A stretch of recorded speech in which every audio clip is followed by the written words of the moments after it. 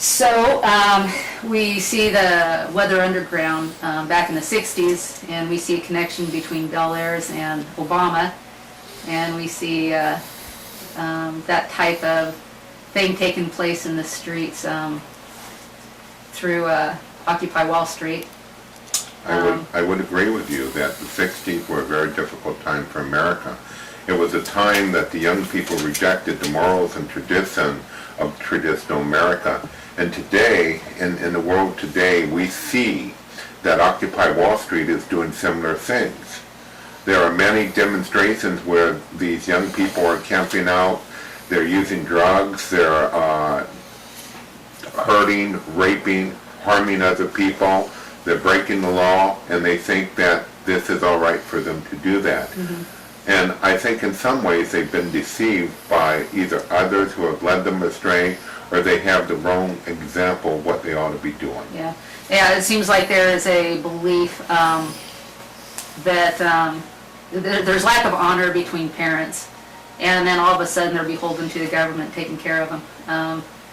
I want to just point out back here again that we have just a few legal books here, and then we have the Ten Commandments. And the Ten Commandments, there's other commandments, but the Ten Commandments encompass 10 things. And the legal books, there's only a small few. This is just a few little things. Law and public education, aviation. I mean, there's just so many laws. And every day it seems like the federal government is regulating more and more and creating more and more laws. Where's this going to end? And what are these people that are occupying Wall Street wanting more government programs to, where are they going to be? In a way, if I may say, the Bible is very clear how a husband is to treat a wife, how a wife is supposed to treat a husband, and how the parents are supposed to treat the kids, and a commandment upon the children to obey and to honor your mother and your father. Now, this is a really unique regulation because this is the only commandment in the Word of God that gives a promise that if the children obey and honor their mother and their father, they will live a good life. Yeah. They will have a long life. And a lot of people don't understand that. Back in the 1960s, with that film you demonstrated about the Weather Underground, we're talking about people who came from very well, a lot of them were wealthy homes, a lot of them middle class homes, but they have an agenda that they had somehow taken a hold of, that they said, we are going to rebel against society. Uh-huh. And that event in the 60s is still affecting America today. Yeah. Children who were teenagers during that time who saw that did not learn how to become parents. They then became parents, didn't know how to parent their kids, and their kids are now becoming the people who are on Wall Street. Yeah. The Bible talks about that, and in some ways that could be considered a curse. And the Bible talks very clearly about generational sins, that the sins of the forefathers will go down to the third and fourth generation. And we are seeing that the third and fourth generation are coming out to be what we are seeing in the news called Occupy Wall Street.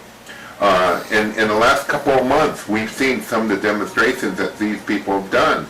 And they're not honoring anyone. They aren't even honoring themselves. They aren't even honoring the people that they're camping out with. There is more crime going on.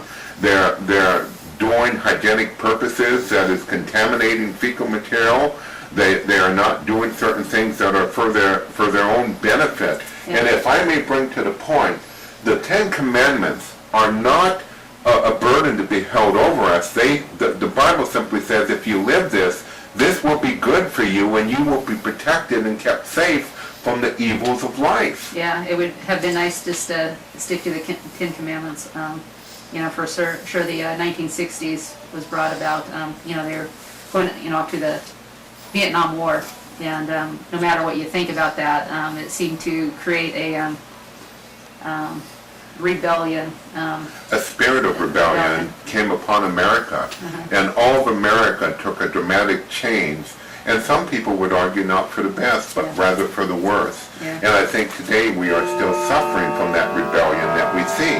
The Bible is very clear that children are supposed to honor and love their parents, and parents are supposed to love and honor their kids so there can be a close contact. Because in the biblical days, it was the parents who were teaching the kids Yeah. everything they needed to know to live life. Yeah. Today we don't see that, and as a result we see a lot of problems in society today, both in and outside the church. Yeah.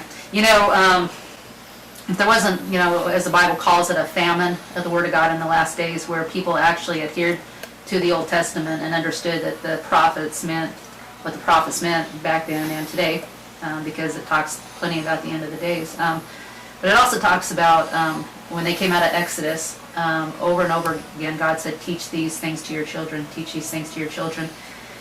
And if I would guess, well, we know the president's parents didn't teach him. They, you know, supposedly, you know, who knows? We don't really know, but Yeah, supposedly his- left it up to the The grandparents, Yeah. because the father was not around, the mother was busy going to college and was very active in progressive causes, so they were very, not only grandmother took care of him, and I'm not trying to say she was an awful person, but many of the people that were mentoring him were very liberal, communistic or progressive type people that ingrained in him